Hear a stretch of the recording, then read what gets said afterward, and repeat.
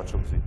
Rieccoci a Primus Inter Pares, appuntamento mercoledì, gruppo TV7, diretta sulla pagina Facebook, diretta anche come orario, siamo nell'ultima parte, 23:12. Dennis, messaggi? Sì, andiamo con altri messaggi da parte Dennis, allora dei nostri telespettatori. Scusami Dennis, chiedo alla regia se riuscite a venire a sistemare il microfono a Marinese, perché oltre a aver fatto quello sfogo è riuscito anche a rompere il microfono. Vai pure Dennis. Si dicevo altri messaggi allora da parte dei nostri telespettatori. Ferrari, lei dice tante belle cose sulla carta ma non realizzabili. Agli imprenditori andrebbe fatto un monumento per tutto quello che hanno affrontato in questi mesi. Poi ancora, secondo messaggio di questo giro, la vera garanzia dell'Italia è Mario Draghi. Finalmente scusami, si passa... Dennis, scusami. Sì? Ferrari, l'ha visto quel messaggio che Sì. riferiva lei? Bene, ho visto, vai pure Dennis. Sì, secondo messaggio, la vera garanzia dell'Italia è Mario Draghi, l'abbiamo letto, andiamo allora pure con il terzo. Volevo chiedere all'esponente di Confindustria come considera lui i lavoratori, si ricordi che senza di loro le imprese muoiono. E andiamo con l'ultimo. Ha ragione. Parlate delle discoteche chiusi da 15 mesi nel silenzio generale e a quanto pare non riapriranno neanche in zona bianca. Vergogna. Allora, abbiamo l'ultima parte, chiedo rapidità a tutti. Ferrari, sul messaggio che richiedeva il suo intervento. Non c'è dubbio che l'Italia abbia superato la pagina più difficile della sua storia grazie a tantissimi imprenditori. Aggiungo grazie ad ancora di più lavoratrici e lavoratori. Io penso soprattutto ai tanti addetti ai servizi essenziali che anche nei momenti più duri, quelli del lockdown, hanno continuato a garantire la continuità della tenuta delle nostre stesse comunità territoriali. Penso al lavoro più povero, agli operai, penso ai rider, penso all'infermiere, ai medici, penso alle commesse. Cioè dobbiamo ringraziare non sulla base dell'appartenenza e del reddito da capitale o da lavoro, ma tutti quelli, e sono tanti, e sono tantissimi lavoratori che ci hanno salvato tutti quanti in questo periodo e non li dobbiamo dimenticare nella fase di ricostruzione, ma anzi devono essere loro i protagonisti. Vabbè, allora in chiusura, Vettorini, inizio da lei.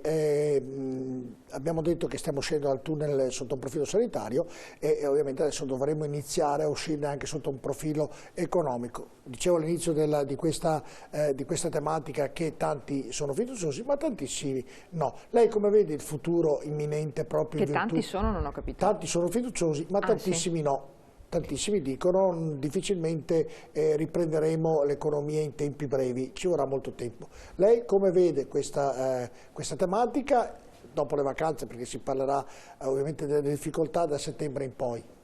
Beh, un amministratore deve essere sempre fiducioso, perché il messaggio che deve comunque trasmettere ai cittadini è quello di porre le basi per ripartire e farlo con fiducia. E quindi quello che avremo davanti sarà un periodo sicuramente non facile.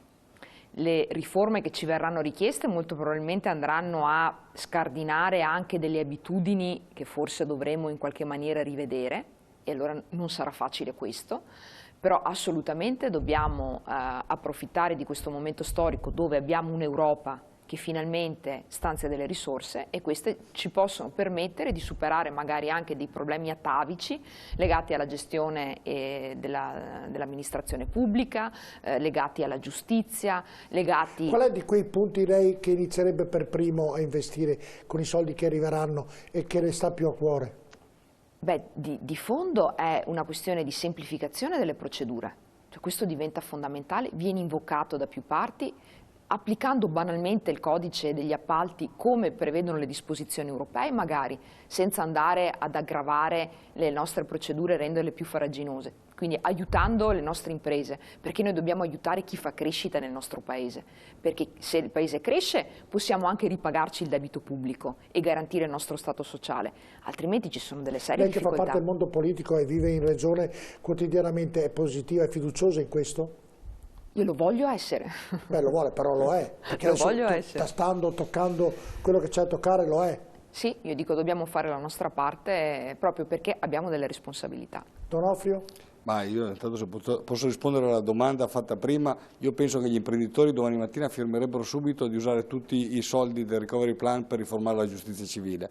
Basterebbe una cosa, in Italia avremmo migliorato di molto il livello di efficienza del nostro sistema produttivo e di attrattività rispetto agli investitori stranieri. E perché non lo fanno? Detto perché? Perché siamo il paese dei 1000 campanili e quindi ognuno dovrà avere la sua parte. Anche in questo ci auguriamo un po' di buonsenso, perché anche oggi abbiamo avuto la discussione molto animata da questioni ideologiche. Qui bisognerà avere tanto buonsenso, bisognerà valutare caso per caso, progetto per progetto. Vale per gli ammortizzatori sociali, che non si può generalizzare da industria, piccola industria, commercio, servizi.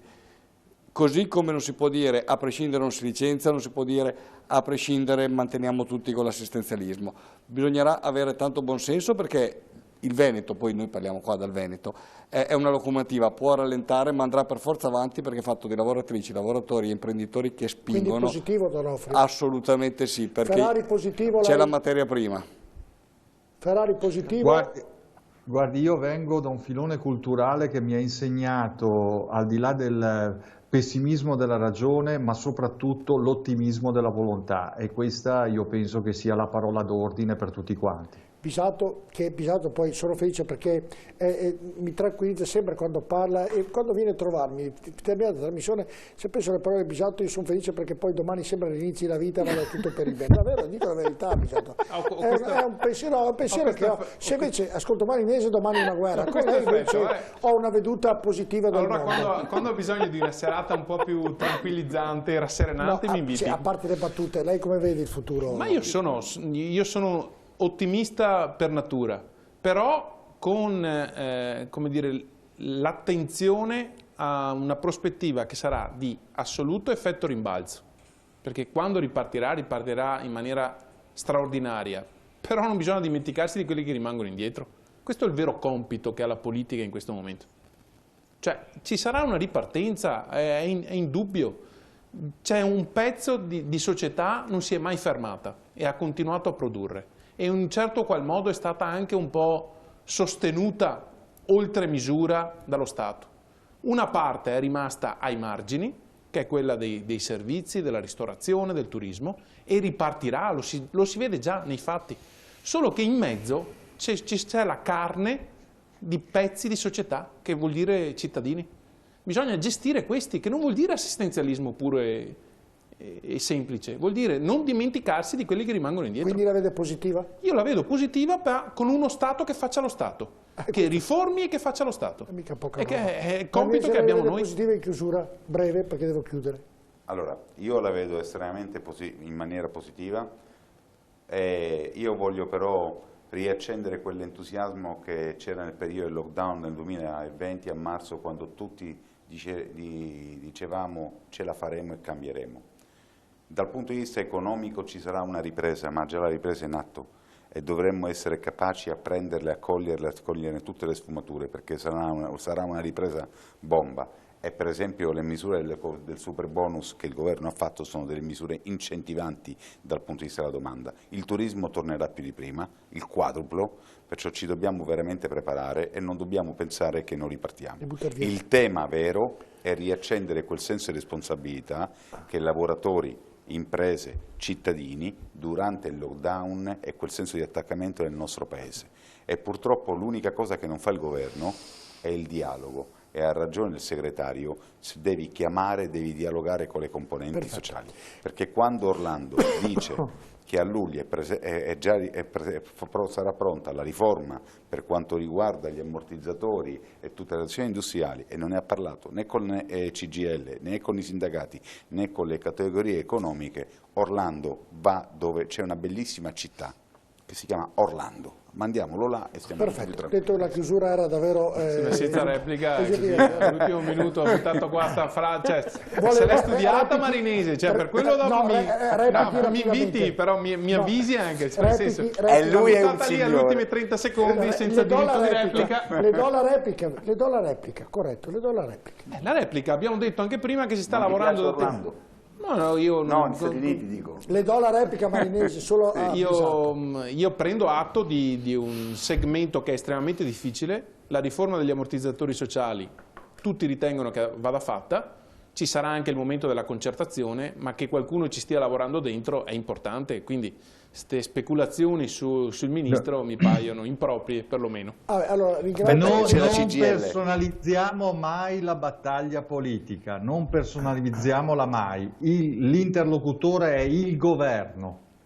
Certo, grazie Vincenzo. Ma io parlo di una città Marinese, straordinaria grazie. negli Stati Uniti. È dura. Con Vincenzo Marinese, grazie di essere venuto, grazie a Luigi Alessandro Bisato, grazie anche a Donofrio, ovviamente Davide Donofrio, grazie anche a Elisa Venturini. Grazie, buonanotte. Ferrari, lei sa che ha un impegno, deve portarsi Marinese a Roma. Va bene, perché Marinese ha trovato un bel accordo con lei in questa puntata, quindi dovrà portarselo a Roma. Grazie anche a Ferrari, a Cristian Ferrari ovviamente di essere intervenuto, grazie a tutti, grazie anche a Dennis. Grazie, una buona serata anche da parte mia. E auguri. E auguri, beh, li abbiamo già fatti. Ormai è finito quasi. Dobbiamo farli, facciamo gli auguri fino a mezzanotte, non so. Gliel'ha già fatti 8 volte quando entrava e usciva. Vuole fare gli auguri tutti a Deni. Va bene, facciamo gli auguri. Vi c'è l'appuntamento domani 12:15 con l'informazione di TV7 Triveneta e rapporti e collegamenti con la protezione civile, con Zaia, che ci racconterà che stiamo uscendo da questo maledetto virus, ma soprattutto che molto probabilmente diventeremo anche zona bianca e quindi potremo riprendere le nostre libertà che ci sono mancate per quasi 2 anni. Buonanotte.